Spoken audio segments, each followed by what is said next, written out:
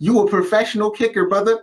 Kick the goddamn ball through the thing. Like, you should be able to overcome some. If Deshaun Watson is expected to throw a spiral through 7 defenders in 30-degree weather with all kind of elements going on in the field while people are actively trying to tackle him, why can't I expect you to kick a ball because the hold might be off a little?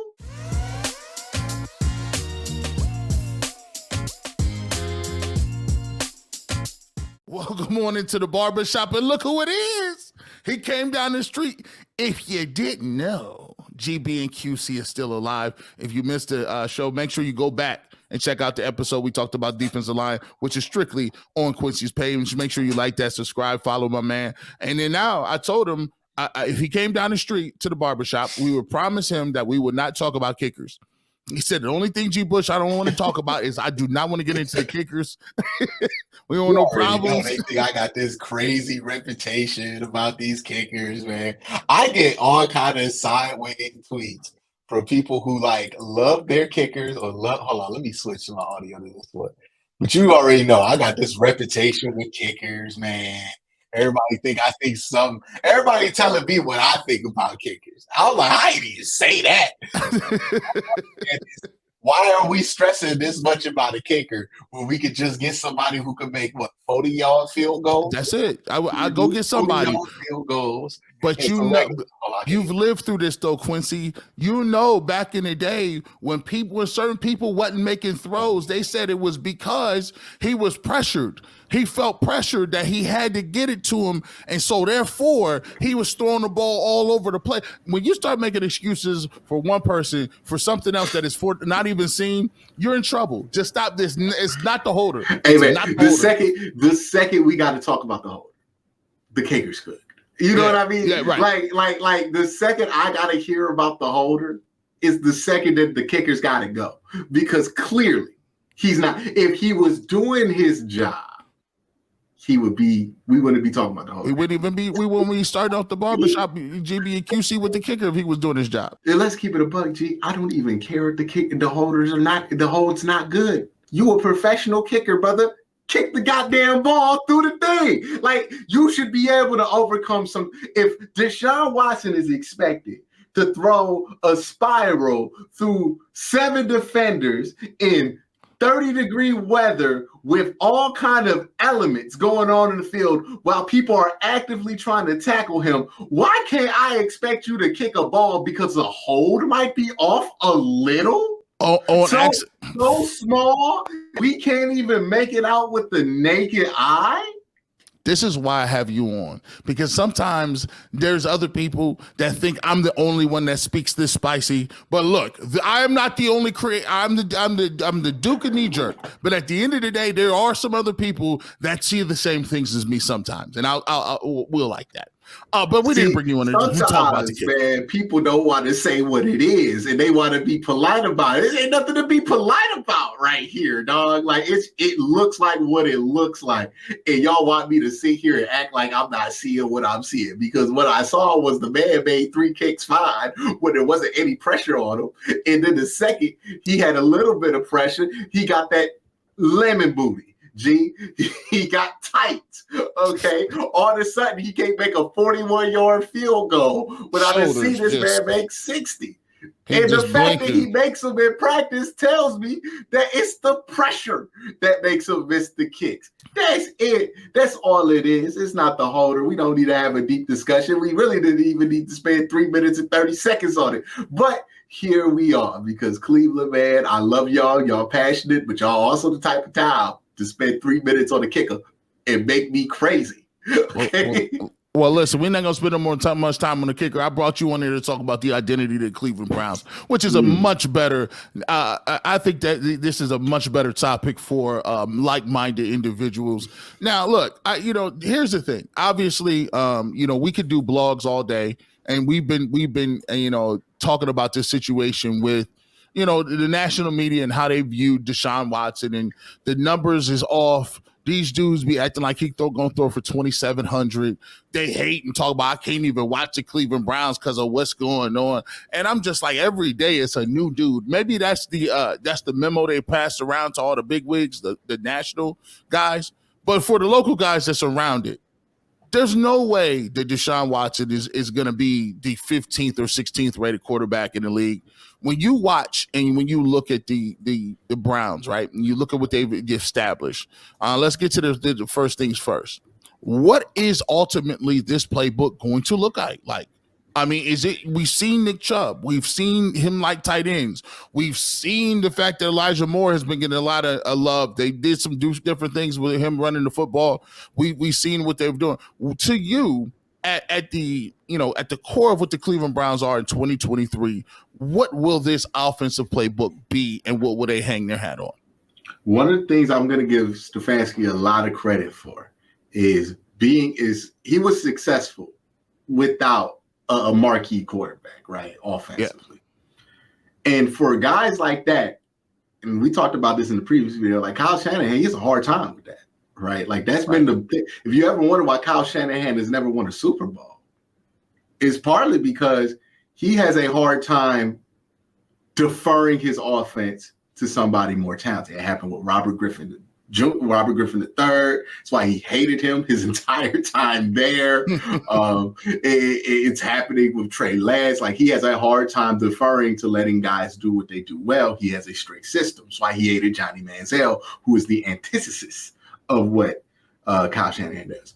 But a lot of guys who have success without marquee quarterback play, they don't want to change a thing, right? Because they assume it's Madden. I'm going to plug this guy in to do what this 70 overall was doing, but this is going to be a 90 overall. It's going to be better. But that's not how that works.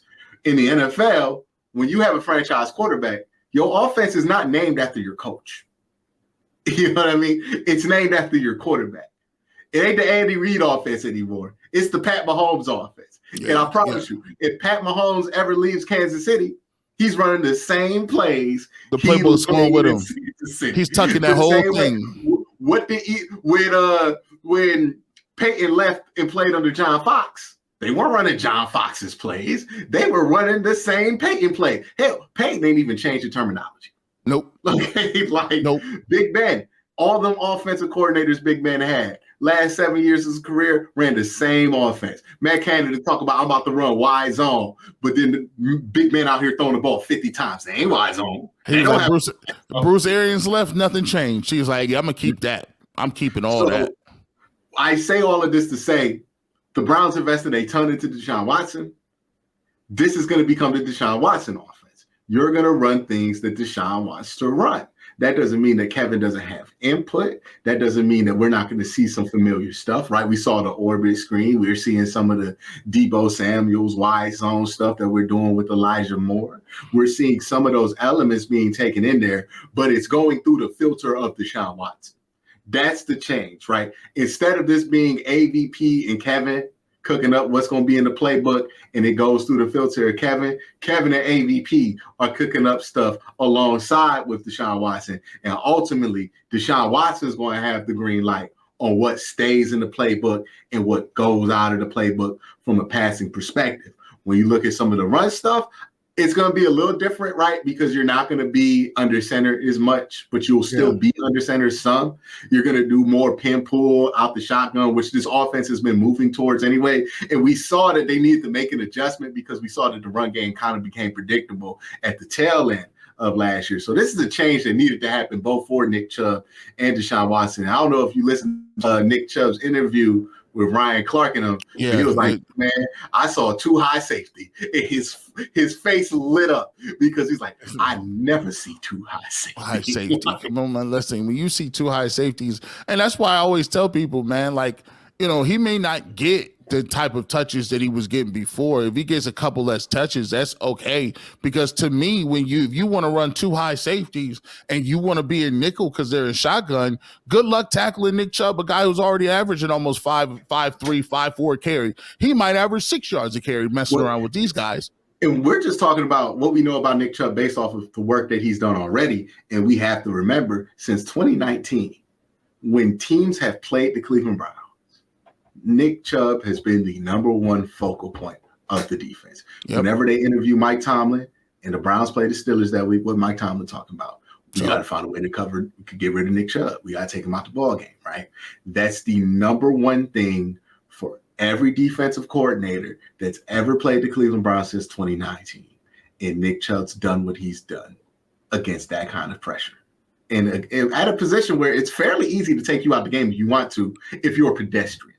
Yeah, if you just what's going to happen now that Nick Chubb is an afterthought? Right, that's what the hope is. If Deshaun plays well enough, it kind of handicaps both the defensive coordinators from both sides of not sides of the ball, but from both sides of the conversation. Because if you're a defensive coordinator and Deshaun is eating you up, you know what I mean? All right, usually you'll go, let's cloud, let's just cloud him. Let's make it super hard for him to find his keys, and let's make him fit into spaces. That's usually what you do when you get eaten up and you want to slow the game down a little bit. You cloud the quarterback.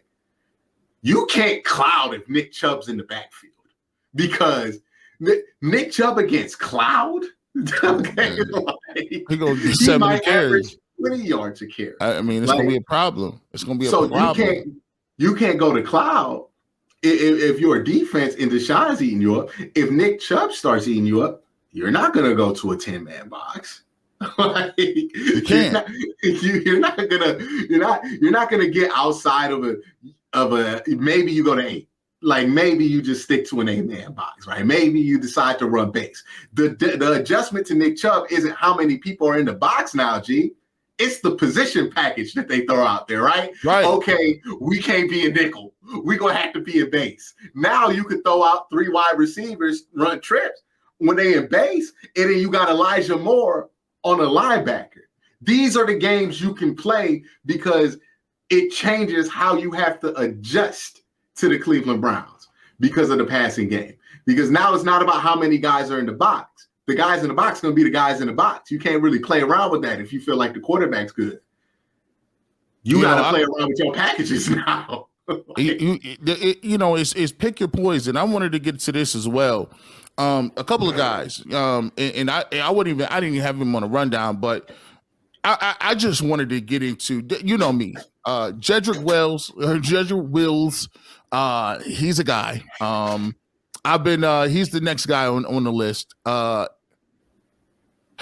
I put it to like this. To me, he's an average guy.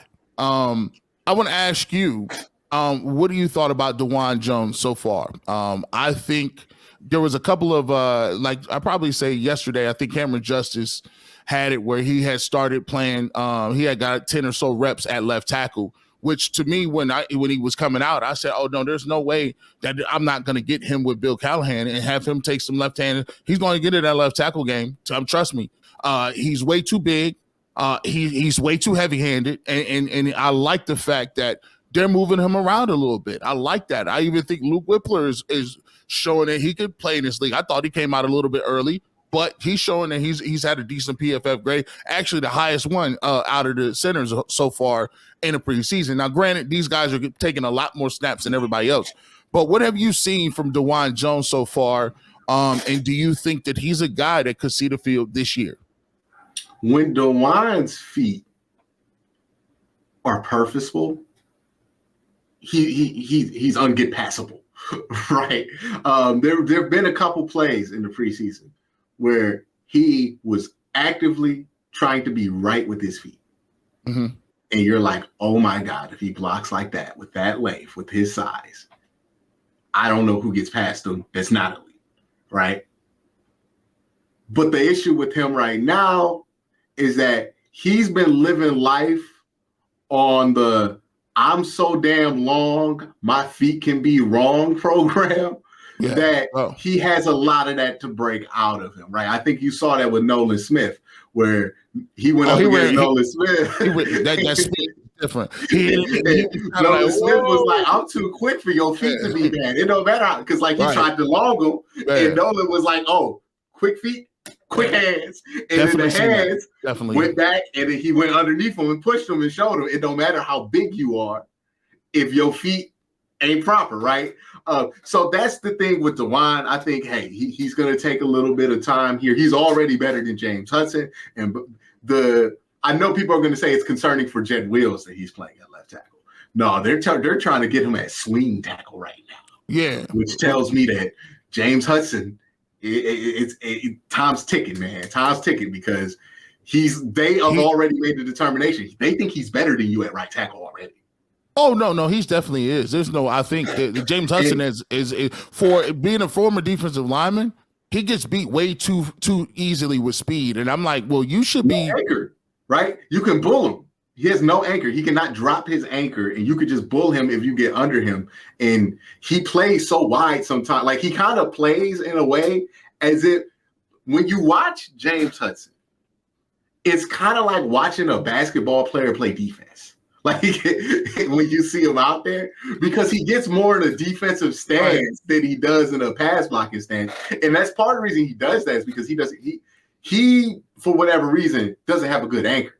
Right, like when he gets bulled, he can. Some guys got it, some guys don't. Like I think Nick Harris's big downfall, he doesn't have the greatest anchor in the world or the greatest natural ability to just drop that anchor. But some dudes, they drop it and it's dropped.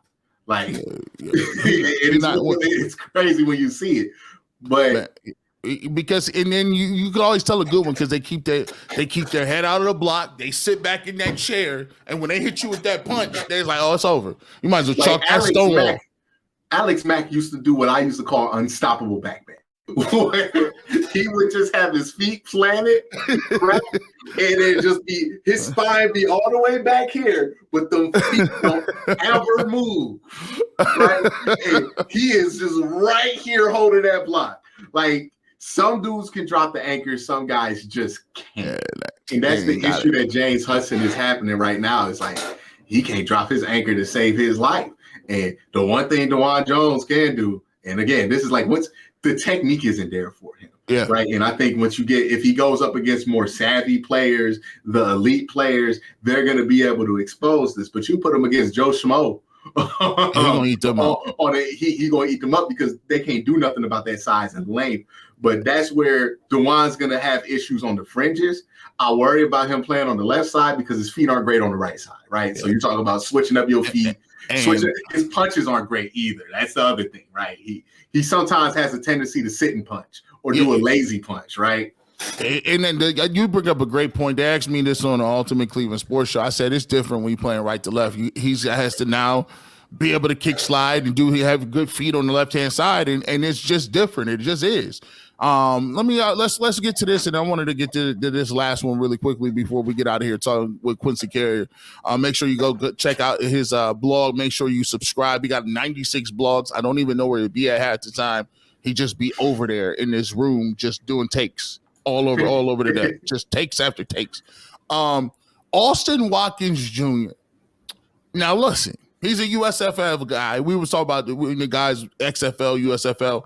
He's a USFL guy because I think the XFL does have better offense. I see some of the quarterbacks. I'm like, you watch USFL, it's like paint dry. He played for Skip Holtz in Birmingham. Oh, he was out there catching passes from Magoo. Yeah, yes, he was. This guy. I mean, he's just leading the league in receiving in the preseason. I think he's definitely got Anthony Schwartz up out of here. I think he showed improved more than David Bell already. But David Bell will probably make this roster. But I like him. He's 6'3". He just catches everything thrown to him. He don't look like it's too much for him. He looked like I've already been on the Browns. He looked like he done already made the team in my eyes. Do you think he's done enough to make the team? Do you think he's actually going to get some playing time this year? And do you believe he's the real deal? It's really tough to tell with wide receivers in camp because you'll see Austin Watkins make an incredible catch against the fourth string, right? And at face value, we'll see that clip and go, cool, he making plays. But then you think about it a little bit more. He had to go over somebody's head to catch a ball against the fourth string. He couldn't just get open. Like, you start, that's the thing. Like, that's you start that's, nitpicking it a little bit. When you start thinking about it, it's like, you'll see guys who have success at some level, but then you'll understand because they're having to make these plays in these situations, it's like, that's kind of what the problem is. It shouldn't be this spectacular for you to make a catch. So some dudes are making plays because they're making plays. Some dudes are making plays because they gotta make plays. To move up on the depth chart, or they just to survive against that level of competition. I'm not sure what that is for Austin Watkins. I know people are gonna be like, this is unfair, but like, I want to see the game look a little bit easier to him, right?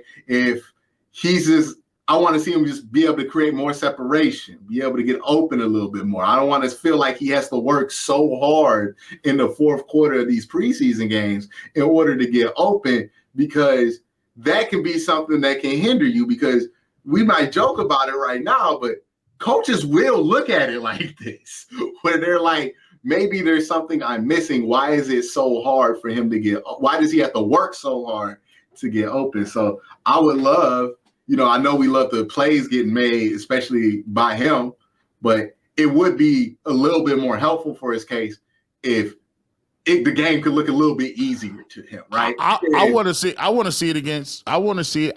him play with Deshaun Watson. Like, I want to see if, like, you could do that against, because what happens is you're in the fifth string, fourth string, whatever the case may be. Yeah, like you said, you eating, but there's a part of it that says, okay, you eating because it's the fifth and fourth string. Can you do that against the second and third string, right? Mm-hmm. And in his case is, well, I'm eating with Kellen Mond out here. Like, I'm just like, let's not act like it's not Kellen Mond. Yeah, maybe like, is the reason he has to make plays on the ball because Kellen Mond's just throwing inaccurate passes, or is it because he's just not that open? You got to make these plays to get the ball. Right. Like, that's the big difference between how you kind of figure out. It's like with Rashard Higgins. Everybody felt like Rashard was better than he was because Rashard Higgins was always making plays. But the thing was, he wasn't athletic enough to just get open. He always had to make a play to get open. And that ended up being his downfall in the league. And that's the thing with guys like this, where it's like the progression coaches usually want to see is that you're uncoverable against the fourth string. That you're just wide open, and we can't even put you in with the fourth string anymore because we can't work what we want to work because you always open. You're always beating your man off the line of scrimmage and changing what the progression is going to be, and we can't even work this backside dig we've been trying to work versus cover three. Like, we got to get you off of this team, basically. But if it's more or less, hey, he can make a play when he gets the ball, then that becomes different, and that's why there might be a big dissonance from what we feel like as fans on a wide receiver, especially, versus what the coaching staff and other front offices are going to feel, because they might be looking at it from the completely different perspective. Because ultimately, we're looking at this as entertainment, and we appreciate Austin Watkins because he be entertaining during the second half of the game. The coaches don't care about entertainment. They would rather see Austin Watkins look very boring out there, 4 for 4, 3 touchdowns, wide open each time. I will, and see, this is where it comes down to it, and this is the reason I like preseason, is because I feel he's earned enough where it's not crazy and out of the realm of possibility to say, okay, well, dang, Austin Watkins in there with the ones? Well, listen, if you're not going to play DPJ, if you're not going to play Amari Cooper, then Austin Watkins can be in there with a David Bell and see what happens. And I will say this, it's a different level of a I guess, high and low when you talk about, okay, well, Deshaun Watson threw me a touchdown. Now people looking, they like, okay, all right, yeah, we like what we see. We like that. And maybe the game don't have to look as hard if Deshaun Watson's throwing you the touchdown. Right. And also, like, we really don't be knowing what they want David Bell to actually do in the offense, because I hear a lot about like how David Bell's athleticism is. We knew that coming out. That might not be the plan for David Bell. So they might be secretive about that, or maybe it's like, hey, Deshaun really likes how he does this stuff, or maybe how he backside runs, something like that. Like, it's going to be something that keeps him on the roster. But yeah, with Austin Watkins, we always have to be careful of what we see visually in the preseason. Example, we thought Jamar Chase was a bum because he had a bad preseason, and I don't think anybody remembers how bad Nick Chubb's first preseason was. Oh, he like fumbled like 2 or 3 times. Fumble. This is a man who averaged 5 yards a carry his whole career. He had 3.1 yards a carry. You know who had a better preseason than him in their rookie year? John Kelly. when he was with the Rams. Okay, like so sometimes no gloves, Kelly.